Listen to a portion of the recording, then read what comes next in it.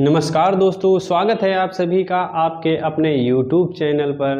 आप सभी के लिए जीके और करंट अफेयर्स की क्लास लेकर आए हैं। उसी क्रम में 28/10/2022 मतलब 28 तारीख और पिछली कुछ करंट अफेयर्स जो कि दीपावली के उपलक्ष्य में नहीं आ पाई थी, उसको लेकर आज हम आए हैं। करंट अफेयर्स एवं इतिहास एवं जीके से संबंधित सभी क्वेश्चनों को उसमें लाएंगे। तो देखिए, उसी क्रम में आज पहला प्रश्न है। पहला प्रश्न देखिए क्या है। यूके के सबसे युवा प्रधानमंत्री। आप सभी को पता होगा कि हाल ही में चर्चा में है यूके के प्रधानमंत्री, जो कि सबसे युवा प्रधानमंत्री भी बने हैं। युवा प्रधानमंत्री, यूके के सबसे युवा प्रधानमंत्री कौन बने हैं? तो आपने नाम सुना ही होगा, ऋषि सुनक। कौन है? ऋषि सुनक। ऋषि सुनक ने हाल ही में अपना पद ग्रहण किया है। ऋषि सुनक ने यूके के सबसे युवा प्रधानमंत्री बने। अब युवा हैं तो जान लीजिए, सबसे युवा मतलब उम्र जाननी चाहिए हमें। उम्र कितनी है? तो इनकी आयु है 42 वर्ष। कितनी है? 42 वर्ष। 42 वर्षीय प्रधानमंत्री हैं ऋषि सुनक, जो कि भारतीय मूल कहाँ के हैं? भारतीय मूल के। ये भारतीय मूल के हैं। कहाँ के हैं? भारतीय मूल के। इनके इतिहास के बारे में बता दें तो ऋषि सुनक, इनका परिवार भारत से बिलोंग करता है। भारत से ये गए थे दक्षिण अफ्रीका, पलायन करके भारत से दक्षिण अफ्रीका पहुंचे थे। फिर दक्षिण अफ्रीका से यूके पहुंचे थे। वहाँ इनकी फैमिली रहती है और इनके रिश्तेदार वगैरह जो हैं उनसे संबंध ये रखते हैं, भारतीय हैं जो वहाँ आते भी हैं। तो यूके के सबसे युवा पीएम बने हैं ऋषि सुनक और आयु इनकी है 42 वर्ष। तो 42 वर्षीय युवा हैं, सबसे युवा पीएम और भारतीय मूल के हैं। कहाँ के हैं? भारतीय मूल के। इन्होंने स्थान किसका लिया है? बताइए। तो इनके पहले प्रधानमंत्री कौन था? Liz Truss. कौन था? लिज ट्रस यूके की प्रधानमंत्री थी, जिन्होंने 45 दिन में इस्तीफा दे दिया। कितने दिन में? 45 दिन में वित्तीय संकट के कारण इस्तीफा दे दिया है। इन्होंने सरकार चला नहीं पाई और वहाँ सरकार गिर गई, इन्होंने इस्तीफा देना पड़ा इनको। Liz Truss. किसको इस्तीफा देना पड़ा? Liz Truss. इसके बाद ऋषि सुनक बने। अब देखिए, इनके ऋषि सुनक के बारे में जो परिवार हमने बताया है, दक्षिण अफ्रीका कब गया था? 1960 में। इनका परिवार दक्षिण अफ्रीका भारत से कब गया था? 1960। और फिर दक्षिण अफ्रीका से फिर यूके चले गए थे। लिख लीजिए चाहे, इनका परिवार 1960 में दक्षिण अफ्रीका। कहाँ गया था? दक्षिण अफ्रीका। भारत से पलायन कब हुए थे? 1960 में दक्षिण अफ्रीका। फिर दक्षिण अफ्रीका से यूके पहुंचे थे। इनकी पत्नी कौन है? पत्नी के भी बारे में जान लीजिए। इनकी पत्नी का नाम है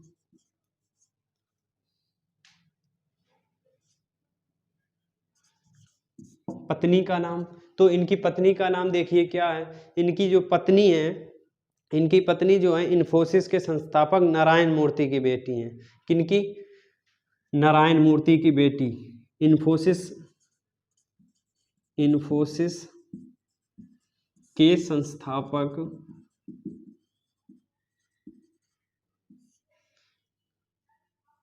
नारायण मूर्ति। इन्फोसिस के संस्थापक नारायण मूर्ति की बेटी, इनकी बेटी अक्षता मूर्ति। क्या नाम है इनका? अक्षता मूर्ति। तो इनकी पत्नी का नाम क्या है? अक्षता मूर्ति। पत्नी का नाम क्या है? अक्षता मूर्ति।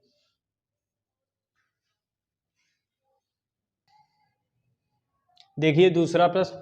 तो दूसरा प्रश्न क्या है? संयुक्त सैन्य अभ्यास टाइगर ट्रम्प, जिसका हाल ही में अभी आयोजन हुआ है। संयुक्त सैन्य अभ्यास टाइगर ट्रम्प। अब टाइगर ट्रम्प है तो ट्रम्प से याद कर लीजिएगा। ट्रम्प कहाँ के अभी राष्ट्रपति थे अमेरिका के। ट्रंप का संबंध किस देश से है? अमेरिका से। तो इससे संबंधित मतलब ट्रंप से संबंधित अमेरिका तो किसके साथ होगा? संयुक्त सैन्य अभ्यास भारत और अमेरिका के साथ। किसके साथ? भारत अमेरिका के साथ संयुक्त सैन्य अभ्यास जो टाइगर ट्रंप है भारत अमेरिका के बीच होता है। अब देखिए हुआ कहाँ पर, इसका आयोजन कहाँ पर हुआ? तो इसका आयोजन हुआ है विशाखापट्टनम में। आयोजन विशाखापट्टनम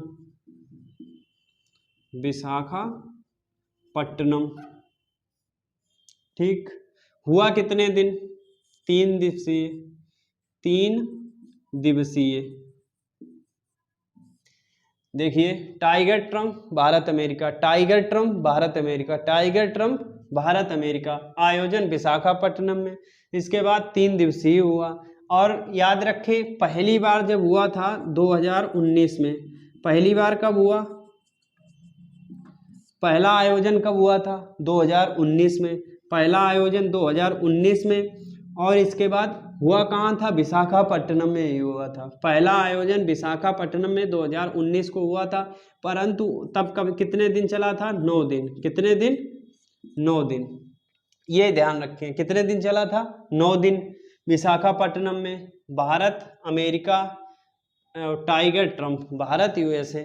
अब देखिए कुछ अन्य युद्ध अभ्यास। वज्र प्रहार युद्ध अभ्यास। एक युद्धाभ्यास या इसको युद्धाभ्यास भी लिखा हो या युद्ध अभ्यास ऐसे लिखा हो, कुछ भी लिखा हो। वज्र प्रहार ये भी भारत अमेरिका के बीच, युद्ध अभ्यास ये भी भारत यूके के बीच।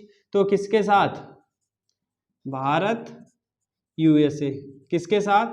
भारत यूएसए। इसको लिख लीजिएगा, भारत यूएसए के साथ वज्र प्रहार युद्ध अभ्यास टाइगर ट्रंप। ये 3 बहुत ही महत्वपूर्ण है। कौन कौन से? टाइगर ट्रंप वज्र प्रहार युद्ध अभ्यास, टाइगर ट्रंप वज्र प्रहार युद्ध अभ्यास। 3 याद रखिए, भारत अमेरिका के साथ युद्ध अभ्यास 3 ये महत्वपूर्ण है, इन्हें याद रखिएगा। इसके बाद देखिए गरुड़, वरुण और शक्ति। कौन से हैं? गरुड़, वरुण और शक्ति। तो गरुड़, वरुण, शक्ति, गरुड़, वरुण, शक्ति किसके साथ होते हैं? ये भारत और फ्रांस के बीच। भारत और फ्रांस किसके बीच? भारत फ्रांस के बीच गरुड़, वरुण, शक्ति। याद रखिए तीनों, गरुड़, वरुण, शक्ति भारत और फ्रांस के बीच, गरुड़, वरुण, शक्ति। अब देखिए संप्रीति किसके साथ? बांग्लादेश। संप्रीति किसके साथ? बांग्लादेश। संप्रीति बांग्लादेश। और इंद्र किसके साथ होता है? भारत और रसिया मतलब रूस के साथ। भारत रूस के साथ इंद्र अभ्यास, भारत बांग्लादेश के साथ संप्रीति और भारत फ्रांस के साथ गरुड़, वरुण, शक्ति। कौन? गरुड़, वरुण और शक्ति। अब देखिए ये तो याद ही हो गए, टाइगर ट्रंप भारत अमेरिका, वज्र प्रहार भारत अमेरिका, युद्ध अभ्यास और भारत और अमेरिका। देखिए तीसरा प्रश्न आपके लिए, तो तीसरा क्या है? भारत की पहली 5G कनेक्टेड एम्बुलेंस जो कि 5G कनेक्टेड है। सबसे पहले एम्बुलेंस पूछा गया कौन सी जो 5G से कनेक्टेड होकर चली है। तो देखिए कौन सी, मतलब किसी अस्पताल में चली है, एम्बुलेंस का नाम नहीं है, किसी अस्पताल ने चलवाई है तो उस अस्पताल का नाम बताना है, किस कंपनी ने चलवाई है, किसकी कनेक्टिविटी है उसका नाम बताना है। तो देखिए आपको पता होगा सबसे पहले भारत में 5G किसने लॉन्च किया है? एयरटेल ने। किसने? एयरटेल ने। किसने लॉन्च किया है? एयरटेल ने। एम्बुलेंस कहाँ चली? अपोलो अस्पताल। किस अस्पताल ने चलवाई? अपोलो। ये याद रखना है, कौन सा है? अपोलो। कौन सा है? अपोलो अस्पताल में एयरटेल 5G, अपोलो अस्पताल में एयरटेल 5G के द्वारा भारत की पहली 5G कनेक्टेड एम्बुलेंस, भारत की पहली 5G कनेक्टेड एम्बुलेंस चली है। अब देखिए एयरटेल 5G के बारे में बात करते हैं। किसके बारे में? एयरटेल 5G के बारे में। देखिए एयरटेल 5G इसका परीक्षण कहाँ हुआ? एयरटेल 5G का परीक्षण कहाँ हुआ? हैदराबाद में। कहाँ? हैदराबाद। एयरटेल 5G का सफल परीक्षण कहाँ हुआ? हैदराबाद में। और देखिए भारत का पहला 5G निजी नेटवर्क है। भारत का पहला है ये। कौन सा? भारत का पहला 5G निजी नेटवर्क। निजी नेटवर्क, निजी मतलब प्राइवेट, निजी नेटवर्क है। भारत का पहला निजी नेटवर्क है। हैदराबाद में इसका सफल परीक्षण किया गया। कहाँ? हैदराबाद में सफल परीक्षण किया गया। अब बताइए इसको लॉन्च कहाँ किया गया? लॉन्च कहाँ किया गया? इसके बाद 8 शहरों में, भारत के 8 शहरों में, अलग अलग शहरों में लॉन्च किया गया। भारत के अलग अलग 8 शहरों में इसे लॉन्च किया गया। देखिए एयरटेल के बारे में और आगे बात करते हैं कुछ और। हाँ, इसके बारे में देखिए इसको लॉन्च किसने किया है? तो एयरटेल 5G किस कंपनी के साथ मिलकर? BOSCH, बोस्च, BOS, हाँ CH, इसके साथ मिलकर लॉन्चिंग हुई है इसकी। एयरटेल 5G भारत की जो कि पहली 5G कनेक्टिविटी दी है, किसने दी है? एयरटेल। एयरटेल के बारे में बात करते हैं तो एयरटेल के वर्तमान में प्रबंध निदेशक एवं CEO कौन है? MD and CEO Airtel, AIRTEL। इसकी स्थापना किसने की थी? सुनील भारती मित्तल।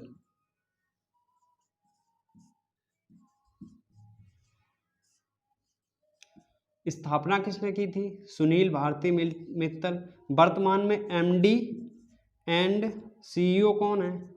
देखिए सुनील भारती मित्तल ने तो स्थापना की थी। किसने स्थापना की थी? तो संस्थापक इसके कौन है? सुनील भारती मित्तल। स्थापना हुई कब थी? 1995 में।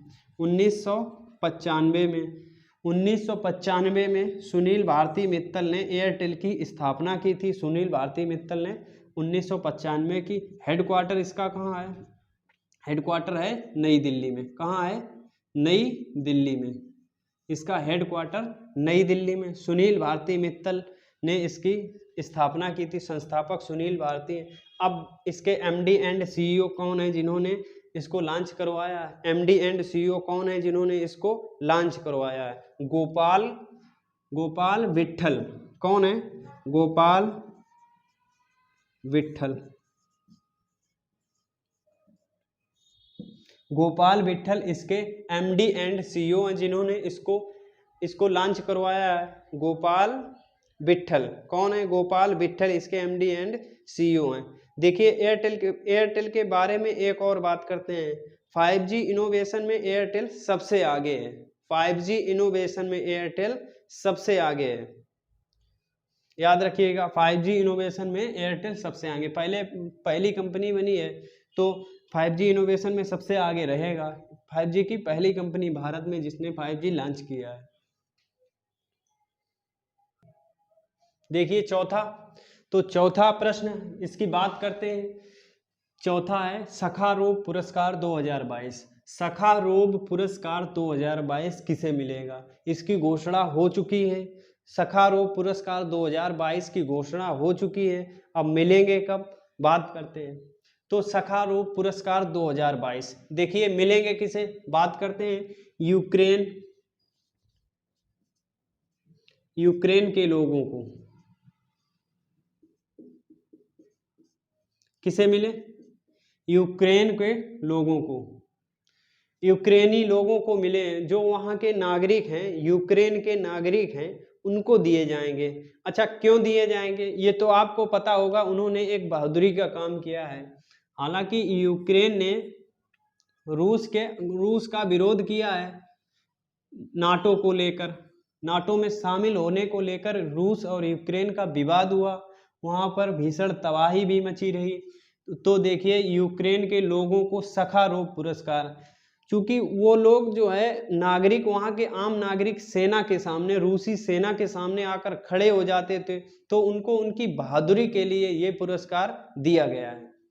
उनकी बहादुरी के लिए ये पुरस्कार दिया गया। इसमें मिलता क्या है, देखिए सखारोव पुरस्कार, इसमें 50,000 यूरो क्या मिलता है, 50,000 यूरो। सखारोव पुरस्कार में 50,000 यूरो की राशि दी जाती है।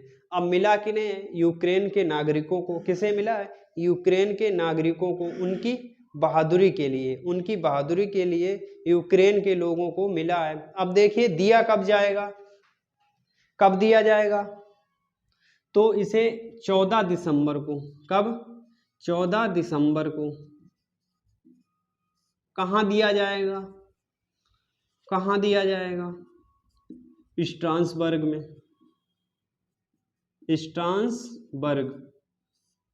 स्ट्रासबर्ग में दिया जाएगा। 14 दिसंबर को दिया जाएगा। यूक्रेनी नागरिकों को दिया जाएगा। क्यों दिया जाएगा, बात करते हैं कि क्यों दिया जाएगा। तो उनकी बहादुरी के लिए, उनकी बहादुरी हेतु।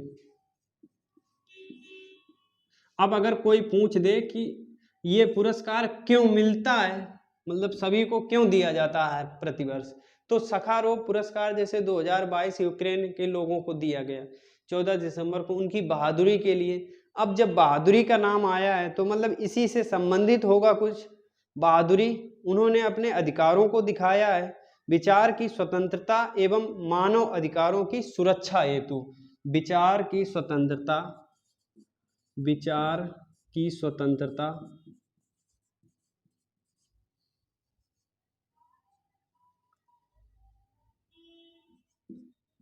देखिए विचार की स्वतंत्रता, विचार की स्वतंत्रता,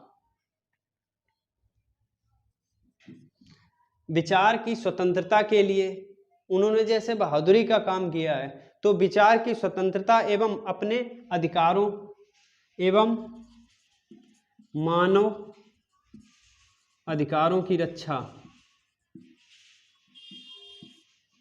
अधिकारों की रक्षा हेतु। विचारों की स्वतंत्रता मतलब किसी राज्य में रहते हैं, किसी देश में रहते हैं, हम स्वतंत्र नागरिक हैं, तो स्वतंत्र की रक्षा, स्वतंत्रता, अपनी स्वतंत्रता की रक्षा करिएगा। इसके बाद मानव अधिकार, जो आपके अधिकार हैं उनकी रक्षा करिएगा। देश के नागरिक हो, देश की रक्षा करिएगा। इस वजह से उन्हें दिया गया। तो उनकी बहादुरी है तो यूक्रेन के लोगों को 2022 का पुरस्कार दिया जाएगा 14 दिसंबर को। अब देखिए पिछली वर्ष किसे दिया गया, पिछली वर्ष मतलब 2021 याद रखिएगा, ध्यान रहेगा ऐसे। यूक्रेन के लोगों को दिया गया रूस के विपक्ष में लड़ने के लिए। तो मतलब पिछली साल भी रूस के विपक्ष में ही था, रूस के विपक्ष में ही थे, उन्हें दिया गया एलेक्सी नवाल्नी। किन्हें दिया गया, एलेक्सी, लिख लीजिएगा, एलेक्सी नवाल्नी। किसे दिया गया, एलेक्सी नवाल्नी को। पिछली साल का यह पुरस्कार एलेक्सी नवाल्नी को दिया गया। क्यों दिया गया था, क्या थे वो, कैदी थे। एलेक्सी नवाल्नी क्या थे, कैदी थे, रूसी विपक्ष के नेता थे।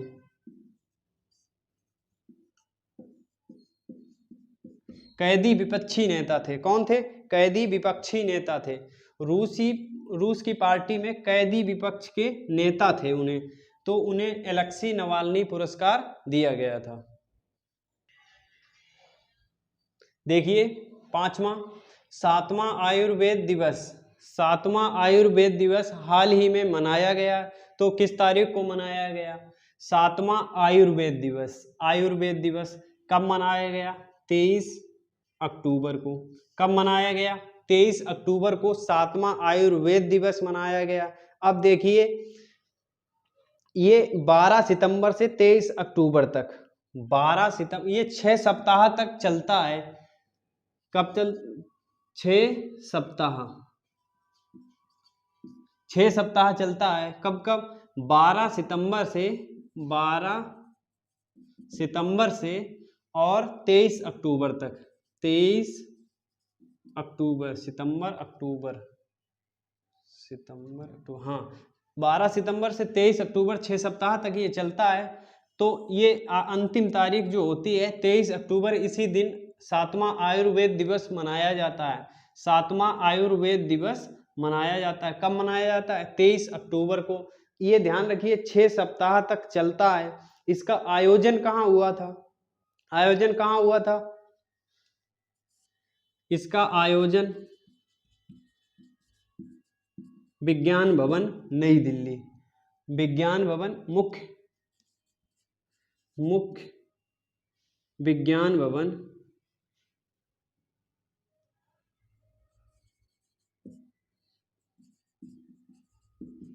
मुख्य विज्ञान भवन नई दिल्ली। कहाँ पर? नई दिल्ली। इतना ही याद रखिएगा, इसका आयोजन नई दिल्ली में हुआ 12 सितंबर से 23 अक्टूबर, और 23 अक्टूबर को 7वां आयुर्वेद दिवस मनाया गया। कब मनाया गया? 23 अक्टूबर को 7वां आयुर्वेद दिवस मनाया गया। देखिए इसकी थीम क्या थी, जो 23 अक्टूबर, इसकी थीम क्या थी? हर घर हर दिन आयुर्वेद। थीम क्या थी? हर घर हर दिन आयुर्वेद। हर घर हर दिन आयुर्वेद। थीम क्या थी? हर घर हर दिन, सॉरी गलत लिख गया, हर दिन हर घर, हर दिन हर घर है, हर दिन हर घर आयुर्वेद। हर दिन मतलब रोज, हर घर, प्रत्येक घर में आयुर्वेद होना चाहिए। हर दिन हर घर आयुर्वेद। इसी थीम के आधार पर, ये थीम है, थीम, इसी थीम के आधार पर 3J बनाया गया। क्या बनाया गया? 3J। अब देखिए 3J मतलब जे के नाम से शुरू किए गए, जन संदेश, जन भागीदारी, जन आंदोलन। जन संदेश, जन संदेश, जन भागीदारी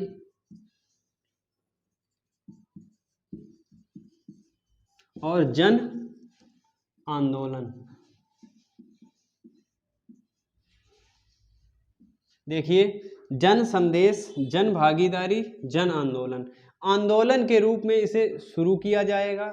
जन भागीदारी, प्रत्येक जन मतलब प्रत्येक व्यक्ति को भागीदारी लेना है, भागीदार बनना है।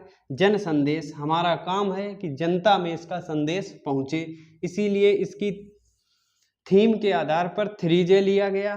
जन, जन और जन मतलब जन संदेश, जन भागीदारी, जन आंदोलन। ये थे 5 क्वेश्चन। इसी तरीके से SSC GD, यूपी पेट और यूपी टेट आदि परीक्षाओं के लिए बहुत ही महत्वपूर्ण प्रश्न लेकर हम डेली आते हैं। इसी क्रम में आज 28 तारीख थी और डेली लेकर आते रहेंगे। देखते रहिए और चैनल को सब्सक्राइब कीजिए, लोगों के साथ वीडियो को शेयर करें, अच्छा लगे तो वीडियो को लाइक ज़रूर करें। धन्यवाद। जय हिंद।